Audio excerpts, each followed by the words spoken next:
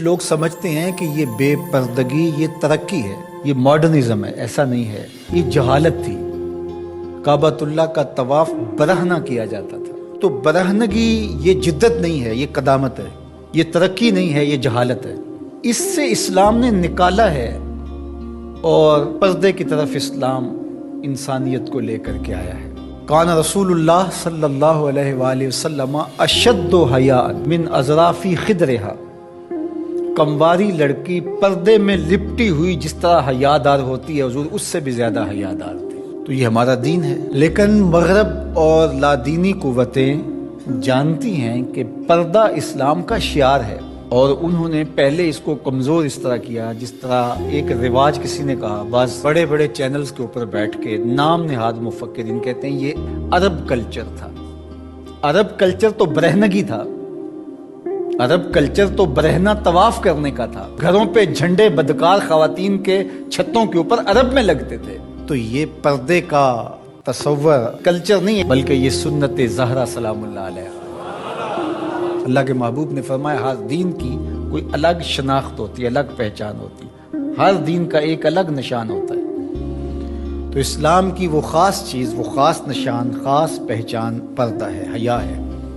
اور اگر حیا چلا جائے تو پھر دین بھی چلا جاتا ہے. ایک روایت میں فرمایا حیا اور ایمان دو آپس میں جڑی ہوئی چیزیں ہیں، ان میں سے ایک چلا جائے گا پیچھے پیچھے دوسری شے بھی چلی جائے گی. تو لادینی قوتیں اس بات کو جانتی ہیں کہ اگر حیا چھین لیں گے تو ایمان اس کے پیچھے پیچھے اس راستے سے جو حیا کے چھننے سے بنے گا تو انہی قدموں پہ ایمان بھی رخصت ہوتا چلا جائے گا. تو لہٰذا ان کو یہ کہو کہ تم ترک ایمان کرو تو یہ تو کبھی راضی نہیں ہوں گے. تو اس لیے انہیں پردے کا ترک کروایا جائے، انہیں حیا کے جوہر سے محروم کیا جائے تاکہ یہ ایمان کے جوہر سے بھی محروم ہو جائے. تو پھر انہوں نے کئی رنگ تراشے. کبھی کہا کہ نظر کا پردہ ہے، کبھی کہا کہ پردہ تو انسان کے دل میں ہوتا ہے. تو مجھے بتاؤ آج کا شخص جو شہوتوں سے لتھڑا ہوا ہے، جہاں شہوات کی گندی ہوائیں چل رہی ہیں، اس ماحول کے اندر اگر کوئی یہ بات کہے تو کتنی عجیب ہے. جس ماحول میں تقدس کی باد صبا چلتی تھی اور وہی اترتی تھی، اور جبریل کو وہی لے کر کے آتے صحابہ نے دیکھا تھا، اور قرآن اترتا تھا، اور قرآن پڑھانے والے سکھانے والے خود صاحب قرآن تھے. وہ صحابہ، ان کو جب پردے کا حکم دیا گیا اور ان کو نظریں نیچی رکھنے کا حکم دیا گیا تو میں اور آپ کون ہوتے؟ جب ابو بکر و عمر کو کہا گیا کہ نگاہوں کو نیچا رکھنا، جب عثمان و علی سے کہا گیا کہ نگاہوں کو نیچا رکھنا، جب سیدہ عائشہ، حضرت ام سلمہ، حضرت میمونہ، حضرت زینب، سیدہ فاطمہ تو زہرا سے کہا گیا کہ تم اپنے پردے کی حفاظت کرنا، تو مجھے بتائیے اس تقدس ماحول کے اندر بھی جب پردہ کرنے کے لیے مومنوں کی ماؤں کو حکم دیا گیا، اور ابو بکر و عمر، عثمان و علی، عشرہ مبشرہ جن کی جنت کی ضمانت بھی رسول اللہ نے دی ہے، تو جب ان کو بھی کہا گیا کہ نگاہوں کو نیچا رکھنا تو میں اور آپ کس شمار میں ہیں؟ تو یہ ایک نفس کی کہانی ہے جو ہم گھڑ کے بیٹھ کے کہا کوئی بات نہیں جی، پردہ تو دل کا ہوتا ہے. بحالت مجبوری خواتین کو گھر سے نکلنا پڑتا ہے، لیکن اس میں بھی اس کو تاکید کی گئی کہ تیرا پردہ کسی صورت کے اندر بھی ختم نہیں ہونا چاہیے. میں خراج پیش کرنا چاہتا تھا یہاں ہماری ہمسائیگی کے اندر اس خاتون کو جس نے اللہ اکبر کا نعرہ لگا کر کے بتلایا کہ یہ امت ابھی بھانج نہیں ہوئی.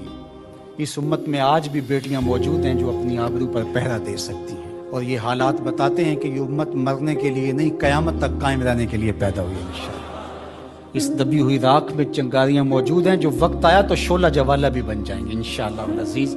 اقبال نے ایک بات کہی تھی، اگر پندے سے درویش پذیری ہزار امت بمیرت تو نہ میری، بطول باش و پنہا شو ازیں اثر کہ در آغوش شبیر بگیری. اقبال کہتا ہے اس فقیر کی ایک بات مان لے، ساری امتیں مر جائیں گی، امت مسلمہ تجھے زوال نہیں آئے گا. اور وہ کیا؟ بطول باش، بطول بن جا اور زمانے کی نظروں سے پوشیدہ ہو جا، پھر تیری آغوش میں بھی حسین ابن علی جیسے بیٹے جنم لیا کریں، ان کے جانشین تیری گود میں بھی پیدا ہوں گے. تو اس لیے پردہ ہماری شناخت ہے. آج جو کہتی ہیں جناب پردہ پردہ، یہ کیا ہے؟ یہ تو کٹھ ملا کی اصطلاح ہے. کچھ بولتی ہے جناب یہ دقیانوسیت ہے، کوئی کہتے ہیں یہ زمانہ قدیم کی کہانیاں ہیں. جب قبر میں اتریں گے تو اس وقت مرد کے لیے 3 چادریں، عورت کے لیے اسلام نے پھر بھی 5 چادریں رکھی ہیں. اس کا کفن بھی الگ رکھا ہے، اس لیے کہ وہ پردے کی چیز ہے. تو کیا کوئی عورت کہتی ہے کہ مجھے اسکرٹ میں دفن کر دیا جائے، میں بے پردہ قبر میں جانا چاہتی ہوں؟ اس وقت تو سب کہتے ہیں تنیاں بھی باندھ دی جائیں، اس وقت محارم قریب آ جائے جو لحاظ میں اتاریں. تو اگر زندگی کے بعد بھی پردے میں لپٹ کے جانا ہے تو ساری زندگی سیدہ فاطمہ کی غلامی میں بسر کر دیے جائیں، ان کی کنیز بن کے زندگی گزاریں.